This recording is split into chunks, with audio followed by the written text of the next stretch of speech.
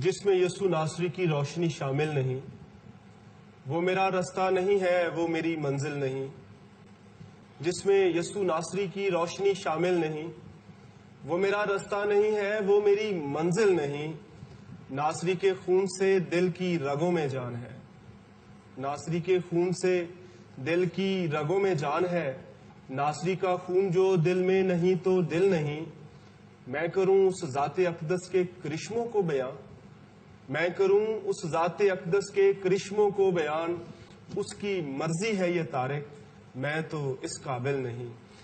جی، programme آپ کا پسندیدہ پروگرام سوال آپ کا میں آپ کا میزبان شہزاد انصر آپ کی خدمت میں حاضر ہوں، اور میرے ساتھ ہیں جناب ضیاء المسیح کرسچن اپولوجسٹ ہیں، اور مختلف ٹی وی چینلز پہ جو ہے وہ اپولوجیٹک سے ریلیٹڈ بہت سارے موضوعات پہ بڑی مدلل گفتگو کرتے نظر آتے ہیں، اور بہت سے ملک گیر جو ہے وہ سیمینار کانفرنسز جو اپولوجیٹک سے متعلق ہیں ان میں بطور سپیکر مدعو کیے جاتے ہیں۔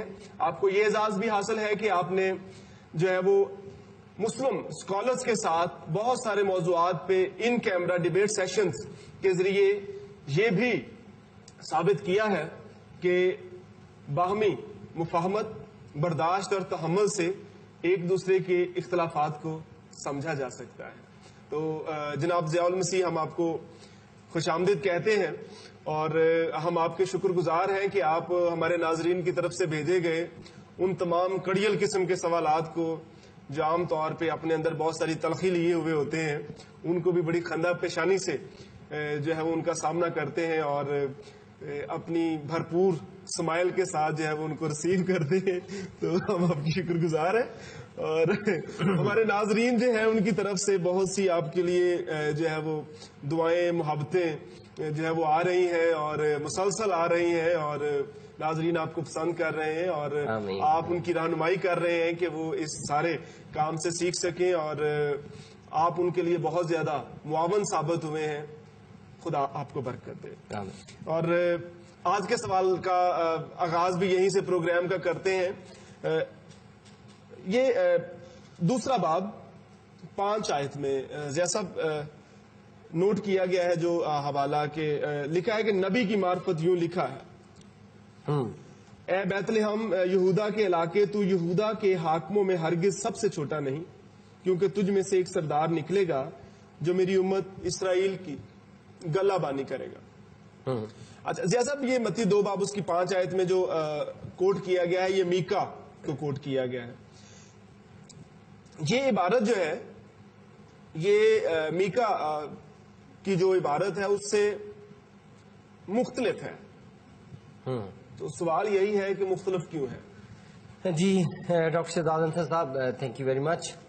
اور آپ ابھی فرما رہے تھے کہ سوالات جو ہیں وہ بڑے سخت ہوتے ہیں، لیکن میں آپ کو بتاؤں کہ سوال جو ہیں دراصل کسی کی دلچسپی کو ظاہر کرتے ہیں، اور اگر کوئی دلچسپی نہیں لے رہا تو وہ سوال بھی نہیں کرتا ہے۔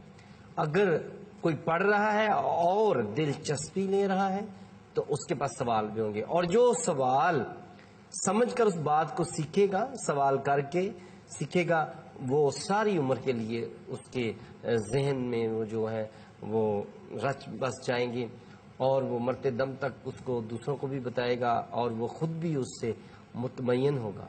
اور وہ ایسا نہیں ہوگا کہ چونکہ میرے باپ دادا اس مذہب میں پیدا ہوئے تھے لہذا یہ ٹھیک ہی ہوگا، یہ ٹھیک ہی ہوگا اور مجھے بھی فالو کرنا ہے۔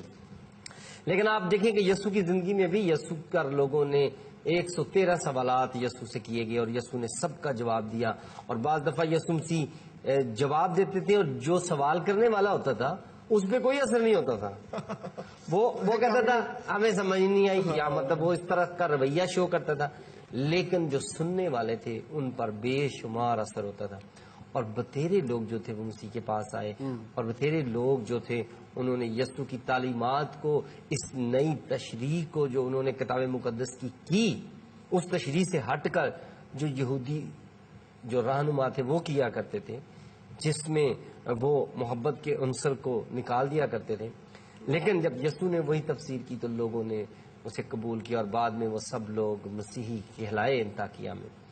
تو آپ نے ابھی بتایا کہ متی کی انجیل میں جو لکھا ہے کہ آئے بیت لحم یہودا کے علاقے، تو یہودا کے حاکموں سے ہرگز سب سے چھوٹا نہیں، کیونکہ تجھ میں سے ایک سردار نکلے گا جو میری امت اسرائیل کی گالہ بانی کرے گا۔ لیکن میکا میں کیا لکھا ہے وہ میں پڑھ دیتا ہوں، اگر آپ کو کسی نے کہا کہ یہ اختلاف ہے تو آپ سن لیں۔ لیکن آئے بیت لحم افراطہ، بس یہاں پر دیکھیے، وہاں پر لکھا ہے، یہاں پر لکھا ہے آئے بیت لحم یہودا کے علاقے، یہاں پر لکھا ہے بیت لحم افراطہ۔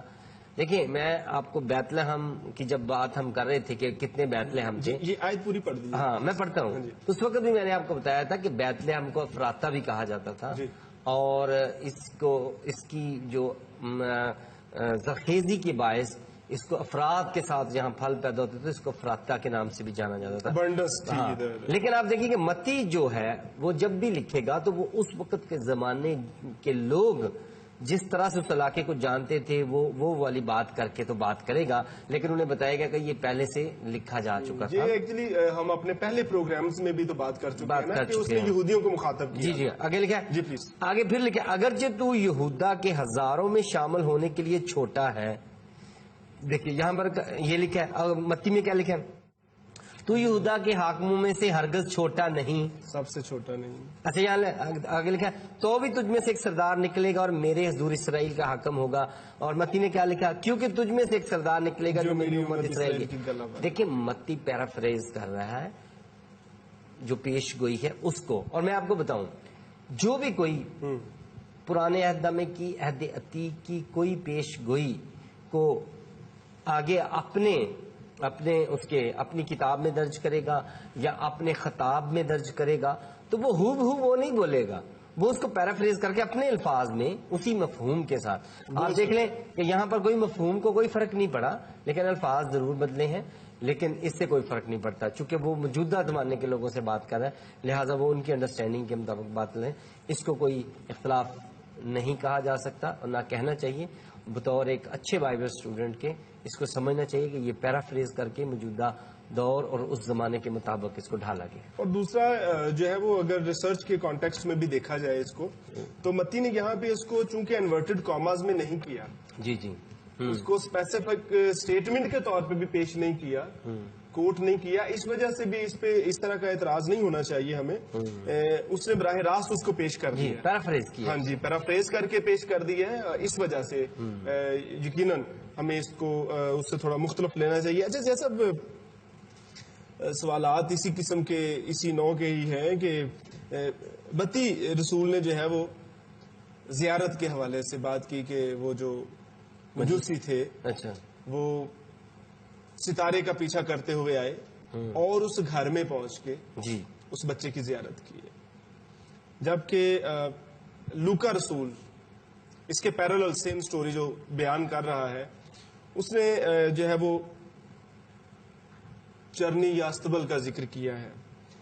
متی بیان کرتا ہے کہ اس گھر میں پہنچ کر بچے اور اس کی ماں مریم کے پاس دیکھا اور اس کے آگے گر کر سجدہ کیا، جبکہ لوکا رسول کے انجیلی بیان کے مطابق یسوع سرائے کے استبل میں تھا۔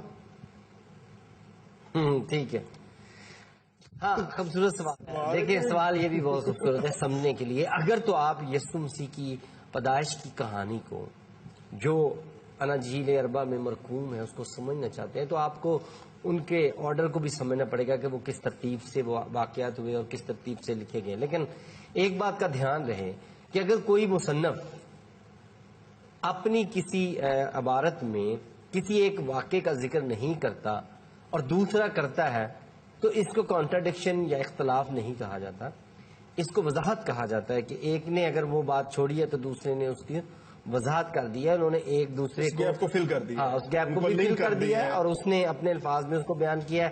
اسے لگا کہ یہ بھی بتانا چاہیے، اور یہ بھی میں سمجھتا ہوں کہ یہ سب کچھ جو ہے یہ بہت ضروری ہے، کیونکہ اگر آپ عدالت میں بھی جائیں اور آپ 4 گواہ ہوں اور ایک واقعے کی شہادت آپ دے رہے ہوں اور آپ ہو بہو ایک طرح کی کہانی سنائیں جا کے جج کو، تو جج آپ کو کہہ دے گا کہ یہ میڈن سٹوری ہے، میڈن سٹوری ہے اور آپ کو وکیل نے رٹائی ہے، لہٰذا یہ سارے گواہ جھوٹے ہیں۔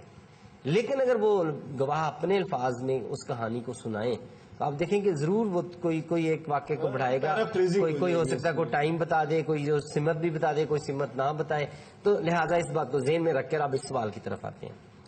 اب یہاں پر آپ نے بتایا کہ لوکا کی انجیل میں ہم دیکھتے ہیں کہ یسوع جو تھے وہ ایک سرائے میں تھے اور انہیں کپڑے میں لپیٹ کر چرنی میں رکھا گیا، لیکن جب ہم مجوسیوں کو دیکھتے ہیں تو انہوں نے جب زیارت کی ہے تو لکھا ہے کہ وہ ایک گھر پر تھے، اور ابھی میں نے کہا کہ وہ ستارہ میں نے پچھلے پروگرام میں بھی کہا کہ وہ پچھلے پروگرام میں تو آپ نے چراغاں کروا دیا، چراغاں بھی ہوا اور حقیقی چراغاں آسمان سے کیا گیا، اور یسوع کی پیدائش پر بے شک یہ خوبصورت ایک بات ہے، اور حقیقی چراغاں کبھی بھی کسی نبی پیغمبر اور مقدس ہستی کے ہونے پر نہیں کیا گیا، لیکن یسوع کی پیدائش پر آسمانی حقیقی چراغ۔ اچھا خیر، سوال تو خوبصورت ہے کہ آخر وہ گھر میں کیسے تھے، لیکن میں آپ کو بتاؤں کہ یہاں پر معاملہ یہ ہے کہ آپ کو یہ بھی سوال پوچھنا چاہیے تھا کہ اگر مقدسہ مریم اور مقدس یوسف یہ اپنے علاقے میں، یہ بنتا ہے سوال، ہاں جی یہ سوال بنتا ہے، لیکن اس کو بھی کر لیں۔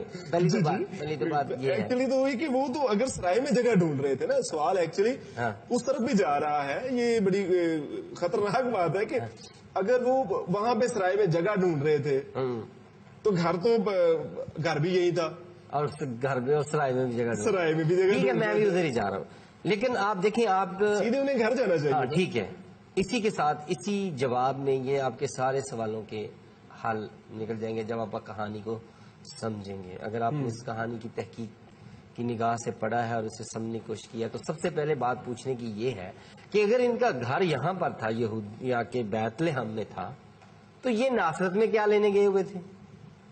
ایک بات بہت ضروری کہ یہ یہاں پر تھے کیوں نہیں؟ اور جب بادشاہ کیسر اوگسطس نے یہ اعلان کروایا کہ اپنے اپنے شہروں میں نام لکھواؤ، اس کا کیا مطلب تھا؟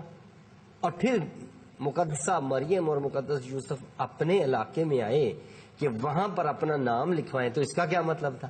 تو یہ ساری کہانی دراصل یہ ہے کہ یہاں پر یروشلم اور اس کے گرد و نواح میں پچھلے سالوں میں گزرے ایک عرصے میں یہاں پر قتل و غارت بہت زیادہ ہوئی اور لوگوں کو اسیر کر کے لے جایا گیا، بادشاہوں نے اس پہ ہلہ بولا، اور یہاں کے بہت سے لوگ جو تھے وہ ادھر ادھر بھاگ گئے، اور بہت سے لوگوں کو بادشاہ اسیر کر کے اپنا غلام بنا کے اپنے ساتھ لے گیا۔ اور اسی دوران ہم یہ سوچ سکتے ہیں، ہم سمجھ سکتے ہیں، اس بات سے اخذ کر سکتے ہیں اس بات کو کہ مقدس یوسف چونکہ شاہی خاندان سے تعلق رکھتے تھے اور وہ شاہی خاندان کے لوگوں کو پکڑ رہے تھے، اور اگر آپ متی کی یہ انجیل کو دیکھیں تو آپ دیکھیں گرفتار ہو کر، متی کی انجیل کا پہلا باب اس کے بارے میں ہے، اور گرفتار کر بابل جانے کے بعد یکونیہ سے، تو جو گرفتاری ہوئی تھی جس بادشاہ کی وہ یہو یقین یا یکونیہ تھا، یہاں سے پھر یہ، تو اس کے دور میں یہاں بہت قتل و غارت ہوا، لوگ ادھر ادھر بھاگ گئے اپنی جان بچا کے، اور کچھ کو وہ پکڑ کے لے گئے، اور یہ خاندان میں سے کچھ افراد بھی جو تھے وہ وہاں بھاگ گئے ہوئے تھے۔ اور اب کیسر اگسطس نے کہا کہ اپنے گھروں کو واپس آؤ بھائی، اور اپنے اپنے نام جہاں پر آپ تھے وہاں آپ کا لکھواؤ۔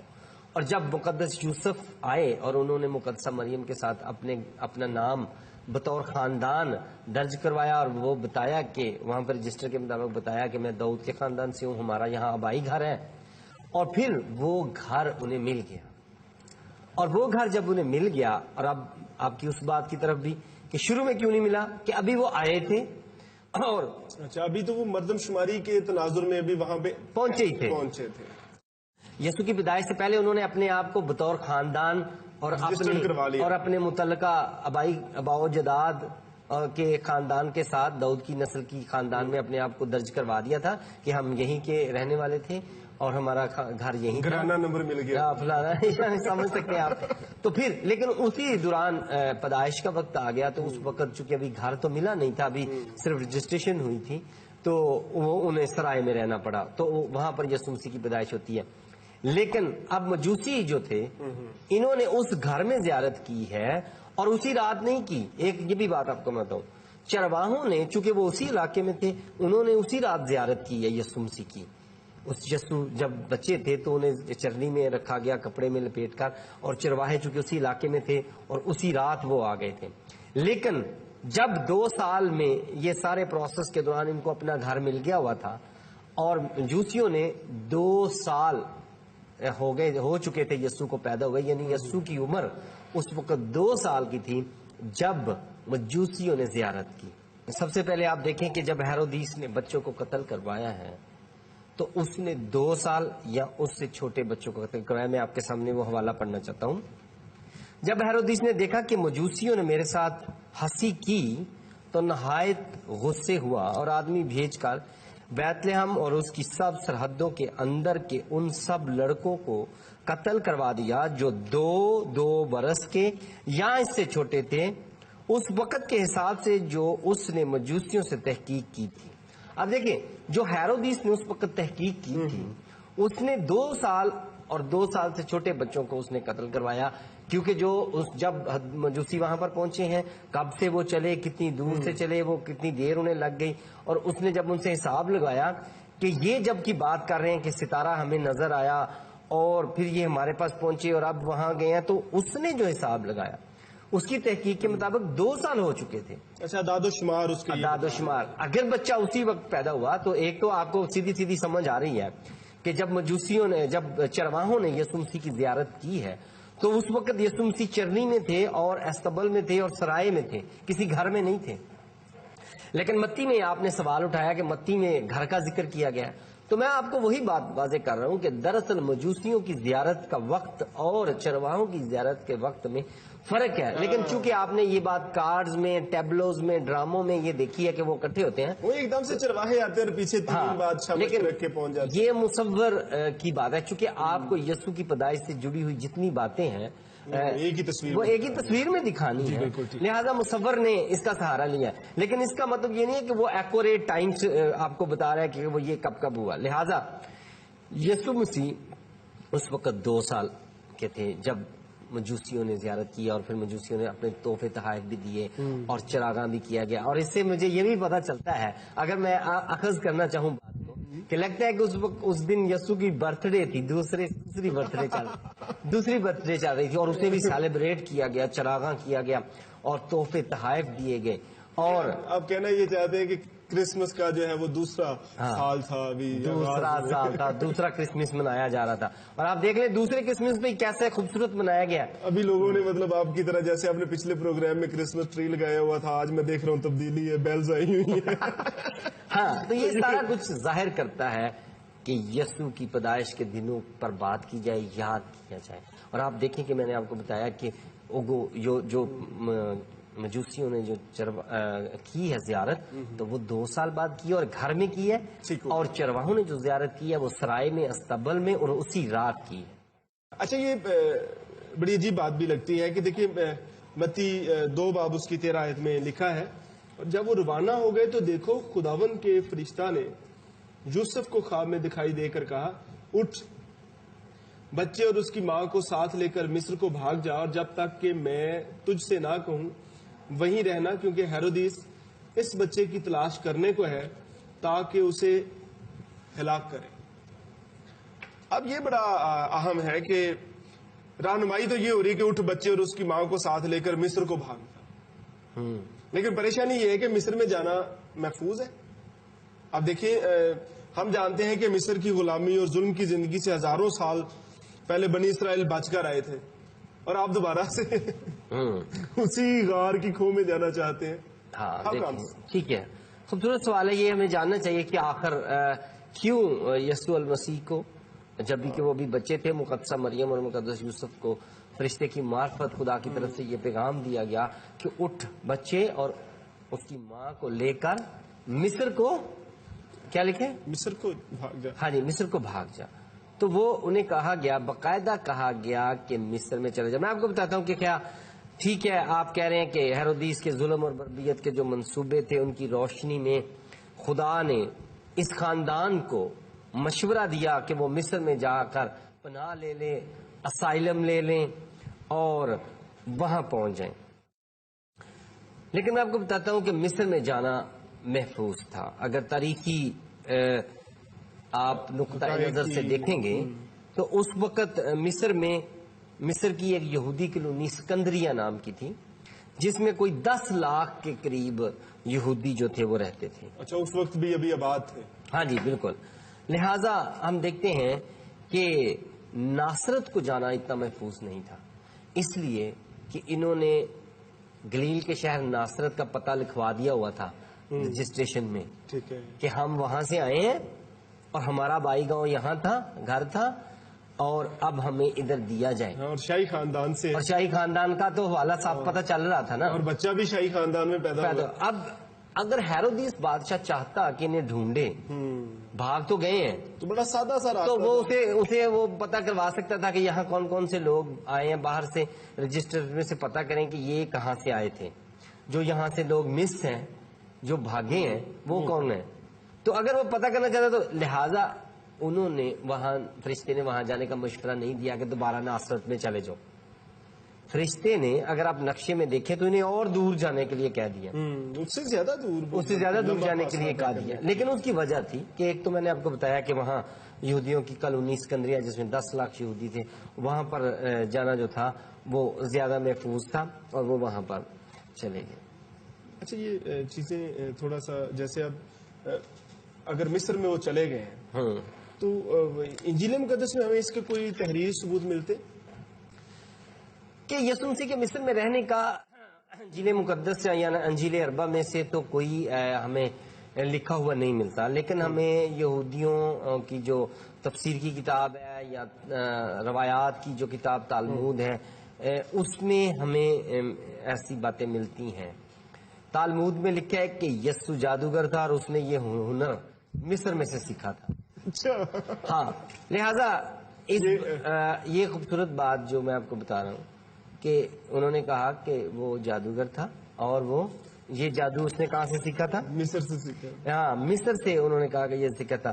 یہ مائیکل گرین نے اپنی تفسیر متی کی انجیل کی جو تفسیر متی کی کا ہے پیغام دور حاضرہ کو، اس میں انہوں نے اس بات کو کوٹ کیا ہے. لیکن ایک اور بھی مصنف تھا یہودیوں کا، ایک بہت مصنف تھا جس کا نام تھا سیلوسس. وہ دوسری صدی کا مسیحی مخالفت سے بھرا ہوا مصنف تھا. اب اس کے الفاظ سنیں وہ کیا لکھتے ہیں. وہ لکھتے ہیں یسوع ایک ناجائز بچے کے طور پر مصر میں پرورش پائی یسوع نے. وہاں اس نے کچھ معجزانہ قوتیں حاصل کی جو اس نے واپسی پر اپنے ملک میں اپنی الوہیت کے دعوے کو ثابت کرنے کے لیے استعمال کی. یہ جو سیلوسس یہودی مصنف جو کہ بہت مخالف تھا مسیحیوں کا، دوسری صدی میں لکھ رہا ہے آ کر. اب آپ یہاں سے اندازہ کر سکتے ہیں کہ یسوع مصر میں رہا اور یہ کہہ رہا ہے کہ اس نے اپنی الوہیت کے دعوے کو ثابت کرنے کے لیے یہ کیا. اور آج لوگ کہتے ہیں کہ جی یسوع نے تو یہ کہا ہی نہیں کہ میں خدا ہوں. تھوڑی سی بات میرے ذہن میں آ گئی. اور حالانکہ یہودی اس بات پہ مقدمہ چلا رہے تھے اور یہودی جو اپنے آپ کو خدا کہتا مسیحیت کے مخالف مصنفین تھے وہ کہہ رہے ہیں کہ وہ اپنے دعوے کو ثابت کرنے کے لیے اس نے جادو کرتا تھا جو مصر سے سیکھا تھا. لہذا ہمیں پتہ چلتا ہے کہ تاریخ میں سے کہ یسوع نے کچھ عرصہ جو ہے وہ مصر میں ضرور گزارا ہے. یہاں سے آپ کو یاد ہوگا بہت عرصہ پہلے ایگزیکٹ کوئی 8-10 سال پیشتر بھی ہم ایک ٹی وی پروگرام میں جب ڈیوینٹی آف کرائسٹ پہ بات کر رہے تھے اور مجھے یاد ہے کہ آپ تھے اور جناب شفیق کمل صاحب بھی تھے. تو اس پہ بات کرتے ہوئے شفیق کمل صاحب نے کہا تھا کہ اگر اس نے یہ نہیں کہا کہ میں خدا ہوں تو یہ بھی نہیں کہا کہ میں خدا نہیں ہوں. تو بہرحال یہ تو ایک تسلسل کی بات ہے. اور ایک خوبصورت بات مصر کے سلسلے میں آپ کو یہ بھی میں بتاؤں کہ چونکہ مصر میں خدا کے بیٹے کو پناہ دی گئی، یسوع مسیح کو پناہ دی گئی، اور اسے جب خداوند راستی کے ساتھ بادشاہی کرنے کو واپس آئے گا تو مصر بھی ان ممالک میں شامل ہوگا جو 1000 سالہ برکات میں شریک ہوں گے. یہ اجر میں آپ کو بتاؤں، میں چاہتا ہوں کہ آپ میرے ساتھ یسایہ 19 باب اس کی 21 آیت سے 25 آیت کو تلاوت کریں. یسایہ 19 باب 21 سے 25 لکھا ہے، اور خداوند اپنے آپ کو مصریوں پر ظاہر کرے گا اور اس وقت مصری خداوند کو پہچانیں گے اور ذبیحے لائیں گے اور گزرانیں گے. ہاں، وہ خدا کے لیے منت مانیں گے. کچھ چھوڑ کے آگے پڑھ رہا ہوں. مصری اسوریوں کے ساتھ مل کر عبادت کریں گے. تب اسرائیل میں مصر اسور کے ساتھ تیسرا ہوگا اور روئے زمین پر برکت کا باعث ٹھہرے گا، کیونکہ رب الافواج ان کو برکت بخشے گا اور فرمائے گا مبارک ہے جو مصر کے بارے میں. اچھا، تو اس کا مطلب یہ ہوا کہ مصر کو برکات دی جانے جو دی جا رہی ہیں. ہاں جی، اسی کوئی وجوہات پتہ نہیں چل رہی تھی ہمارے اسکالرس کو. لیکن میں آپ کو بتاتا ہوں کہ چونکہ مسیح یسوع کو انہوں نے پناہ دی اس وقت اسکندریہ میں، تو اس لیے انہیں برکات. اور زبور میں بھی اس کے بارے میں بہت خوبصورت الفاظ آئے ہیں.